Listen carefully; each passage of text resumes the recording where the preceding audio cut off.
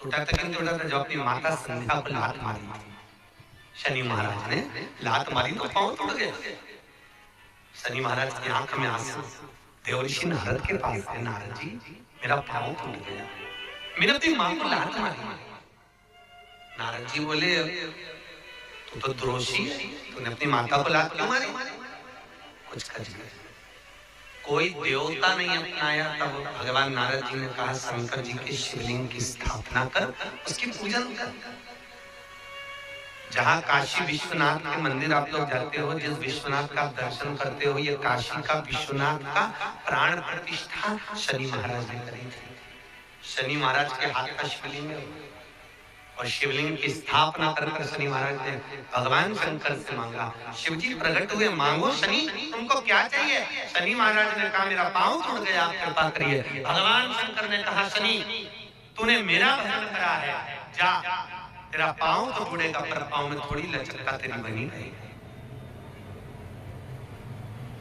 दुनिया के लोगों को शनि लगता है और शनि को शंकर लगता है। दुनिया के लोगों को शनि लगता है, शनि को शंकर। इसलिए आज भी नियम है कि काशी विश्वनाथ का नाम लेकर एक काजल की डिब्बी को लीजिए। अगर किसी को शनि लग गया हो, कोई प्रॉपर्टी का काम कर रहे हो, कोई व्यापार करते हो और व्यापार नहीं चल रहा, बहुत अड़चने आ रही है, कोई ना कोई परेशानी पे परेशानी आ रही है, एक काजल की डिब्बी लो, काजल की डिब्बी लो, काशी विश्वनाथ का नाम लो और 21 बार उतारो और उतार कर किसी पेड़ के नीचे तक खड्डा खोदकर उसको दबा दीजिए। आपका काम यूं सफलता की ओर बढ़ना चालू हो जाएगा। शनि की कुदृष्टि समाप्त, 7.5 ढैया समाप्त, परेशानी शनि लग गया, शनि लग गया, शनि लग गया। जितने जितने यहाँ कथा में बैठे हो ना, तुम सबने भी मोबाइल में देखा होगा तो देख रहे होगे, वृश्चिक पे लग गया, कुंभ पे लग गया, ढैया लग गया, 7.5 लग गया, आधे से ज्यादा तो शनि के डिप्रेशन में पड़ गए।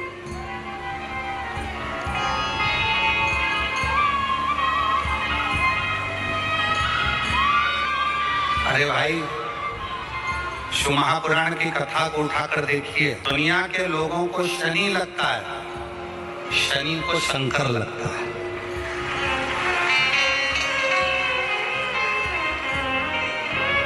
यदि आप भगवान शंकर के मंदिर में जाकर 1 लोटा जल चढ़ा रहे हो, आप भगवान शिव के मंदिर में जाकर अर्चना कर रहे हो, आराधना कर रहे हो, निवेदन कर रहे हो, एक बेलपत्र शिव की उठाकर धोकर वापिस शंकर को समर्पित कर रहे हो, शंकर भगवान का पंचाक्षर मंत्र नमः शिवाय जप रहे हो, शंकर भगवान का षडाक्षर मंत्र ओम नमः शिवाय जप रहे हो, या श्री शिवाय नमस्तुभ्यम का जाप कर रहे हो, तो ये निश्चित मानकर रखो कि आपके पीछे शनि नहीं पड़ेगा, आपके पीछे शंकर जरूर पड़ेगा। और शंकर जब हमारे पीछे पड़ेगा तो हमारा उद्धार। प्रेम ने बोला लक्ष्मी आज शनिवार का दिन है, जिस दिन अपन इस दरिद्रता से मिलने के लिए पीपल के पेड़ के नीचे आए हैं।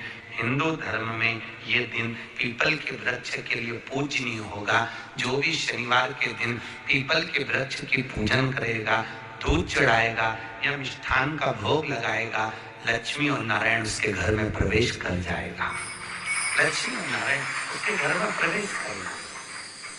इसलिए नियम बनाया। कौन से दिन? शनिवार। लक्ष्मी जी बोली नारायण आपने तो एक दिन का वार लिख दिया। शंकर जी ने 7 वार बनाए हैं, रविवार, सोमवार, मंगल, बुध, गुरु, शुक्र और शनि, ये शिव जी ने बनाए। और एक दिन आपने अपना बना लिया, बाकी के दिन अगर कोई पीपल के वृक्ष के नीचे आएगा और यहाँ तो दरिद्रता बैठी है तो उसका क्या होगा? भगवान नारायण बोले सुन दरिद्रता, तेरे से एक विनती है, अगर कोई भी मनुष्य इस पीपल के पेड़ के नीचे अगर 7 दिन में आता है और उसके हाथ में अगर कोई सामग्री होती है तो तू उसके घर में प्रवेश नहीं करेगी। नियम है पीपल के वृक्ष का, या तो पानी का लोटा लेकर जाओ, कुंकू का चोपड़ा लेकर जाओ, शक्कर लेकर जाओ, या पेड़ के नीचे चींटी को डालने के लिए आटा ले जाओ, पर खाली हाथ पीपल के वृक्ष के नीचे कभी मत जाओ, कभी नहीं जाओ।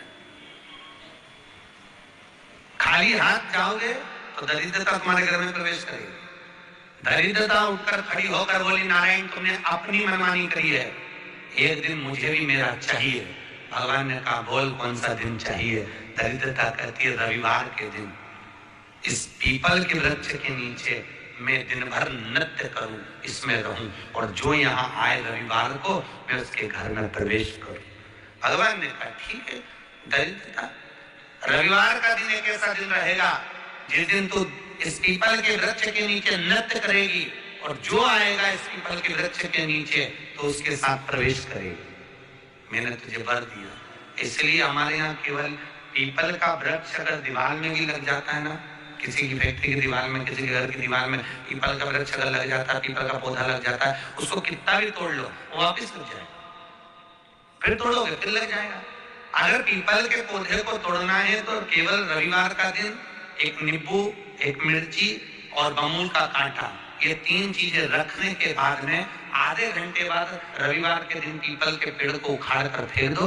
दूसरी बार कभी पीपल दीवार में लगता ही नहीं, कभी नहीं लग सकता। केवल एक रविवार, केवल एक संडे, इतवार। घर में दीवानों पर अगर पीपल लग भी गया है, इसलिए पीपल के वृक्ष को उखाड़ने का, अगर घर में पीपल लगा हुआ है या पीपल का पौधा हमारे घर में लग गया, उसको उतारना, निकालना, लगाना, तो पीपल के वृक्ष को अगर निकाला जाता है तो रविवार के दिन, और अगर पीपल के वृक्ष को कहीं लगाया जाता है तो सोमवार के दिन या मंगलवार के दिन, बुधवार के दिन, इन दिनों में लगा पीपल के वृक्ष कहीं लगाना।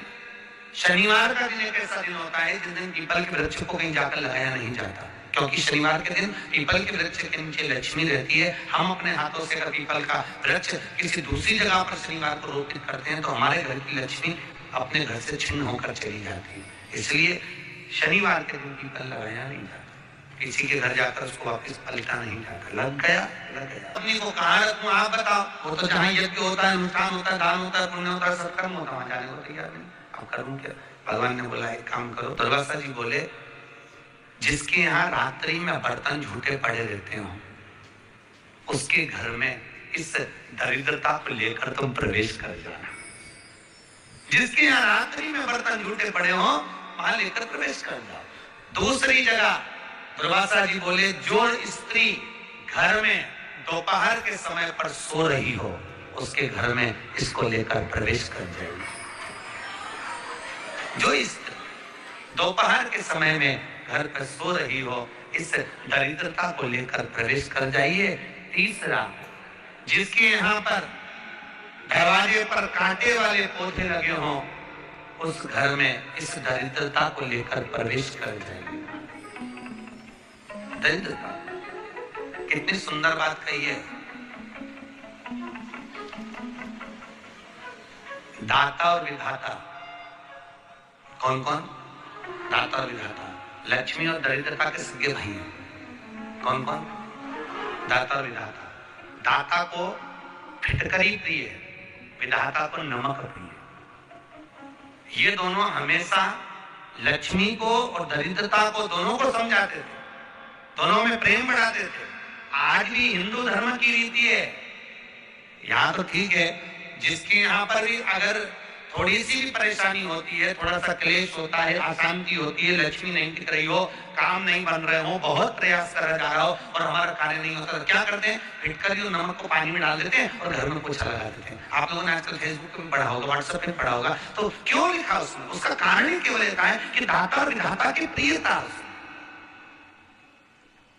माता ख्याति के जो 4 बच्चे हुए, उसमें जो 2 लड़के हैं, दाता और विधाता, उसकी प्रियता,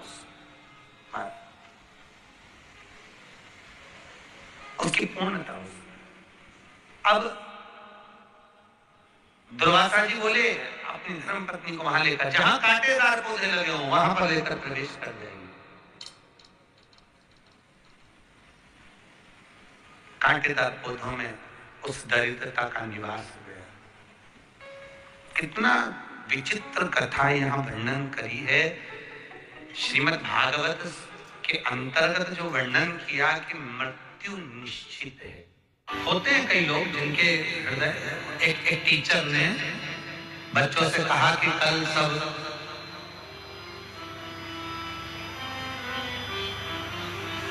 गाय, चूहा, बिल्ली और कुत्ता, इन चारों का चित्र बनाकर लाना। अब उस क्लास में एक बच्चा था, वो बहुत आलसी, बहुत आलसी। वो कभी अपनी पेंसिल ही नहीं चलाता, इतना आलसी। और टीचर ने कह दिया कि कलाओ तो गाय, कुत्ता, बिल्ली और चूहे का चित्र बनाकर लाए। दूसरे दिन सब बच्चे चित्र बनाकर लाए। वो बच्चा, आलसी बच्चा भी आया और सबने अपनी अपनी कॉपी खोल ली और आलसी बच्चे ने भी अपनी कॉपी खोली। टीचर ने पूछा चित्र बना के लाए? सब बच्चों ने कहा हाँ सर लाए। लाओ जरा कॉपी दिखाओ। सबने कॉपी दिखाई। वो आलसी बच्चा भी अपनी कॉपी निकाला और दे दिया। और जैसे ही उसने अपनी कॉपी दी तो वो तो पूरी की पूरी कोरी थी, उसमें कोई चित्र नहीं। टीचर ने पूछा क्यों? तुमने चूहा, बिल्ली, कुत्ता, गाय का चित्र नहीं बनाया? बच्चे ने कहा सर बनाया था। कहाँ है? सर मैंने पहले चूहे का चित्र बनाया। ठीक है, कहाँ है? तो सर जब बिल्ली बनाई ना तो वो चूहे को खा गई।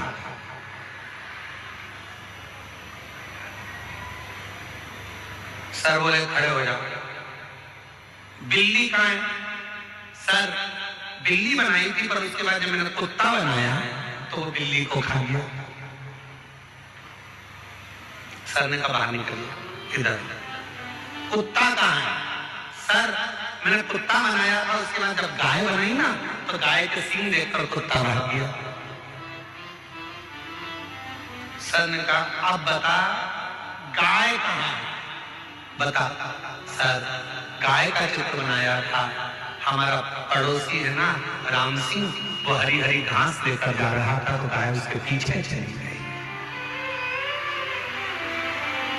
कॉपी पूरी की पूरी खा ली। बस जैसे आलसी बच्चा बहाने पर बहाना बनाता है, वैसे ही हम भी अपनी जिंदगी में अपने आप को समझाने के लिए बहाने बनाते रहते हैं।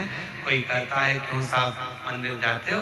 हाउ साहब। जल चढ़ाते हो? हाउ साहब। कब जाते हो? हफ्ते में, महीने में, तो 4 महीने में एक आध बार पहुंच जाते हैं, जल चढ़ा देते हैं, भगवान से भजन कर लेते हैं, से प्रार्थना कर लेते हैं, स्वीकार कर।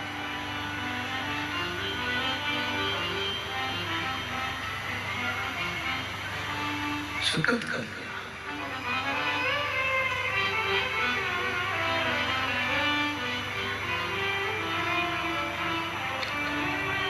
जिंदगी बहाने बनाने से नहीं चलती। शिव महापुराण की कथा कहती है जीवन में बहाने की जरूरत नहीं है।